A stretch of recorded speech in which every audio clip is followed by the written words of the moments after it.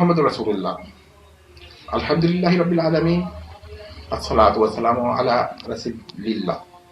آج جو میرا تقریر کا موضوع ہے وہ یہ ہے، ٹاپک آج کا ہے کہ دو حدیثیں ہیں، ایک حدیث سفینہ ہے اور ایک حدیث حذیفہ ہے، اور لوگ ان کو غلط استعمال کرتے ہیں۔ تو ذرا دیکھیں کہ یہ کس معنوں میں حدیثیں ہیں اور کیا استعمال کرتے ہیں۔ پہلی بات تو یہ کہ میں نے اس کی اسنادی حیثیت پہ تو ڈسکشن ہی نہیں کرنا، کیونکہ میرا مطلب یہ مقصد ہرگز نہیں ہے کہ میں ان کی اسنادی حیثیت پہ ڈسکشن کوئی کروں، بلکہ یہ ہے کہ جو وہ استدلال کرتے ہیں وہ استدلال کو وہ ٹھیک نہیں ہوتا لوگوں کا۔ تو یہاں پر آپ دیکھیے گا کہ چار چیزیں ہیں، ایک تو چیز ہے قطعی الثبوت، قطعی الاثبات، ظنی الثبوت، ظنی الاثبات، قطعی الثبوت، ظنی الاثبات اور ظنی الثبوت، قطعی الاثبات، یہ چار چیزیں ہوتی ہیں۔ تو یہاں پر جو ہمارا موضوع ہے کہ یہ صحیح ثبوت ہے، یعنی کہ ظنی ثبوت ہے، اور قطعی الاثبات بھی نہیں ہے، یعنی ظنی الاثبات، بلکہ میں کہوں گا ضعیف الاثبات ہے، اس بات تو کرتی ہی نہیں ہے جن کے لیے استعمال ہے۔ تو حدیث سفینہ یہ ہے کہ رسول اللہ صلی اللہ علیہ وسلم کے ایک آزاد کردہ غلام تھے، تو حضرت سفینہ ان سے جانب یہ حدیث منسوب ہے، اور ہم یہ فرض کر کے کریں گے دونوں حدیثیں صحیح ہیں، اگرچہ ہو سکتا ہے صحیح نہ ہو، حسن ہو یا اس سے بھی کم درجے کی ہو، لیکن بحث کے لیے، گفتگو کے لیے ہم نے فرض کر لیا کہ دونوں صحیح ہیں تاکہ بحث جاری رہے۔ تو ہاں، یہ ہمارا موقف سبیل تنزل ہے، تو یہ صحیح ہے، فرض کر لیا کہ صحیح ہے۔ تو اس میں یہ حدیث سفینہ کہتی ہے کہ خلافت جو ہے وہ 30 سال رہے گی۔ اب اس کا مطلب یہ ہوا کہ 30 سال کے بعد خلافت ہوگی ہی نہیں، یہ مانے۔ اب اس سے بعض حضرات یہ کہتے ہیں کہ فلاں لوگوں کی خلافت، جس کو کہتے ہیں وہ خلافت ہی نہیں تھی۔ دوسری ہے حدیث حذیفہ، یہ کہتی ہے کہ 5 ادوار ہے تقریباً، گنتے ہیں تو پتہ چل جاتا ہے۔ پہلا تو یہ ہے کہ عہد رسالت یعنی نبوت، اس کے بعد خلافت علی منہاج النبوہ، منہاج النبوہ جو کہ خلافت ہے یعنی خلافت ہے۔ اس کے بعد آپ کی دوسری شروع ہو جاتی ہے ملوکیت کا قسم اول، اب اس کے لیے کچھ الفاظ ہیں وہ میں نے کہنا نہیں، اصل میں ملوکیت وہ کہتے ہیں، ہمارا جو مقصد ہے اس سے بحث ہے ہمیں۔ اور دوسرا ہے ملوکیت کا دور ثانی، اور اس کے بعد پھر خلافت علی منہاج النبوہ یا خلافت دوبارہ اس کا ہوگی۔ یہ دو حدیث ہیں، تو یہ دونوں حدیثیں جو ہے نا ایک دوسرے سے کانٹرڈکٹ کرتی ہیں، لیکن میں پہلے حدیث پر آتے ہیں کہ اس کا حدیث کا غلط معنی لیا جاتا ہے۔ سند کی حیثیت سے میں بتا دی، کوئی بحث نہیں ہے یہاں میں کروں گا۔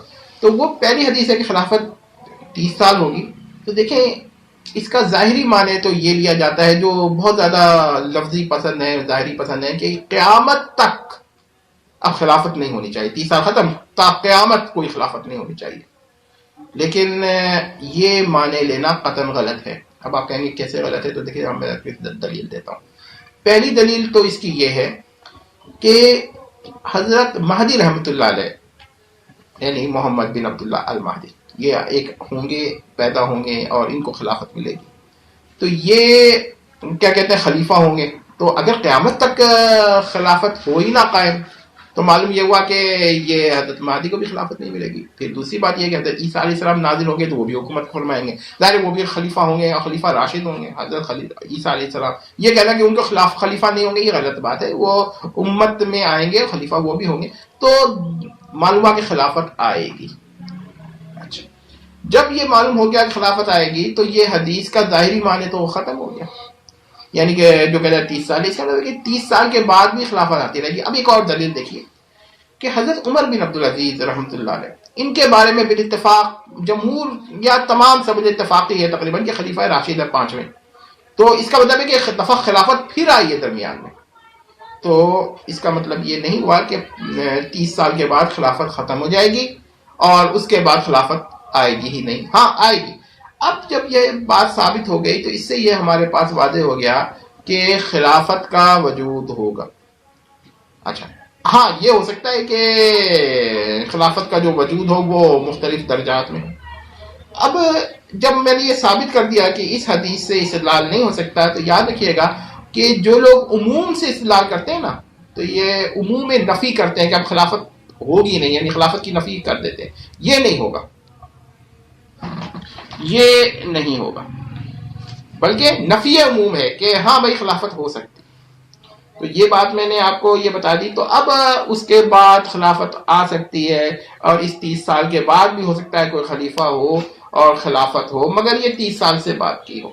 یہ پوائنٹ ہے. یہ 3 دلائل جو ہم نے دیے ہیں نا یہ ایسے معمولی دلائل نہیں ہیں, اور جو لوگ عموم سے استدلال کرتے ہیں ظاہر پرستی سے تو ان کو یہ جواب ہے کہ یہ تخصیص کر رہی ہے. اچھا تخصیص اور استثناء میں فرق ہوتا ہے. ہو سکتا ہے کہ کچھ لوگ کہیں یہ استثناء ہے, یعنی کہ بھائی چند نہیں, تخصیص ہے. جس نے دعویٰ کیا استثناء کا, ایکسیپشن کا, وہ اس کے دلیل اس کے ذمے ہے, ہمارے ذمے نہیں ہے. کیونکہ جب آپ ایک کہتے ہیں کسی عام چیز کو خاص کرتے ہیں نا تو اور بھی احتمالات پیدا ہو جاتے ہیں. استثناء میں احتمال پیدا نہیں ہوتا ہے, تو نفی احتمال کے لیے دلیل چاہیے.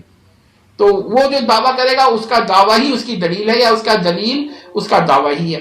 تو یہ جس کا دعویٰ اس کی دلیل ہے وہ کیسی دلیل ہوتی ہے؟ کوئی دلیل نہیں ہوتی. تو یہ میں نے آپ کے بارے میں ایک بات بتا دی آپ لوگوں کو کہ جو خلافت ہوگی وہ 30 سال تک محدود نہیں ہے, اور دلائل بھی دے دیے. اب جو آدمی یہ کہے کہ میں ان دلائل کو نہیں مانتا تو پھر وہ زیادہ تر یہ کہہ سکتا ہے حضرت عمر بن عبدالعزیز کو, پھر حضرت مہدی کو بھی نہیں مانے گا. پھر وہ کہے گا کہ قیامت تک کوئی خلیفہ ہی نہیں ہوگا. تو جس کا یہ نظریہ ہو تو یہ نظریہ بالکل غلط ہے. تو ہم نے تخصیص کر دی. اب جب تخصیص ہو گئی تو اور بھی خلافتوں کے کیا کہتے ہیں احتمالات پیدا ہو گئے. احتمال ہو گئے تو استدلال باطل. قاعدہ یہ ہے اذا جاز احتمال بطل الاستدلال, جہاں احتمال ہو جائے استدلال باطل ہو جاتا ہے. اب وہ کہ میں یہ قاعدے نہیں مانتا, پھر ایسے آدمی سے کلام کرنا جو ہے وہ بہت ہی مشکل ہے. وہ تو پھر اچھا اب حدیث حذیفہ پہ آئیے. یہ حدیث کہتی ہے کہ سب سے پہلے نبوہ لفظ ہے لیکن اب 2 پیش جلدی ہمیں نبوہ کہہ دیتے ہیں. تو سب سے پہلے نبوہ ہوگی, اس کے بعد کیا ہوگا خلافت علی منہاج سنت. اس کے بعد کیا ہوگا تیسری چیز ہوگی ملوکیہ کا دور اول, اور اس کے بعد چوتھی کیا ملوکیہ کا دور ثانی, پھر خلافت کا آغاز, یعنی دوبارہ ریٹرن آف دا خلافت.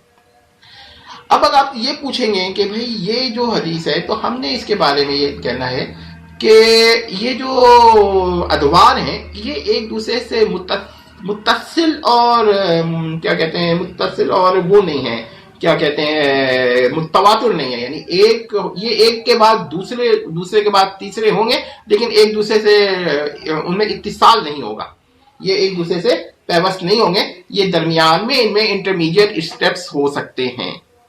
اچھا جی, اب کوئی کہے کہ نہیں بھائی یہ تو متصل ہوں گے بلکہ صحیح تلفظ تو لینا چاہیے, متصل ہوں گے.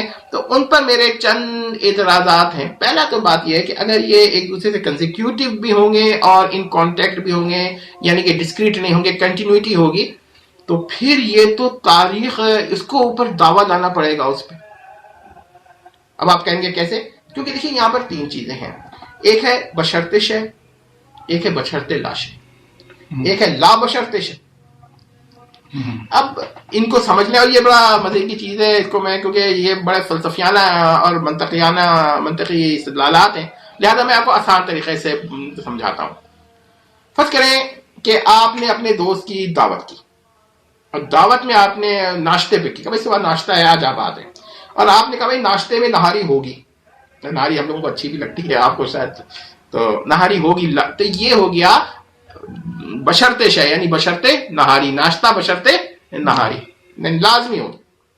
اگر آپ نے کہا بھائی نہاری ہی نہیں ہوگی, ناراض ہو گیا بھائی نہاری نہیں دینی ہم نے, تو یہ ہو گیا بشرط لا شے, یعنی ناشتہ بشرط لا نہاری.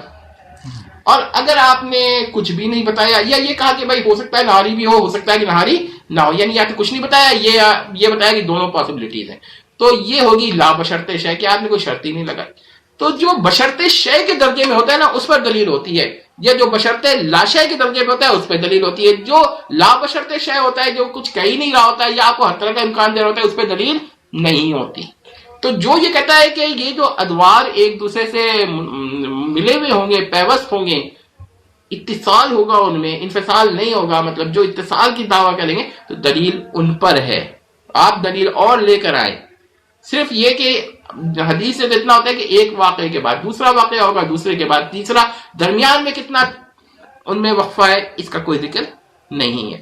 تو یہ تو آپ کو اوپر میں نے ایک, اس کا مطلب تو یہ بھی نکلا کہ یہ حدیث یہ ظاہر نہیں کرتی کہ ملوکیت دور اول اور خلافت کے مابین, یعنی خلافت علی منہاج نبوہ کے مابین بھی ہو سکتا ہے کوئی قسم کی خلافت ہو, اور اگر وہ ہوگی تو احتمال ہے عقلی. میں نے ابھی دعویٰ ہی نہیں کر رہا, میں کہہ رہا ہوں جو لوگ دعویٰ کرتے ہیں کہ ان کی خلافت نہیں ہے, مثلا حضرت کہ فلاں اشخاص کی خلافت نہیں ہے اس حدیث پر, تو ان پر وہ صرف حدیث کا غلط استعمال کر رہے ہیں, حدیث کو سمجھ ہی نہیں رہے حدیث کیا کہہ رہی ہے.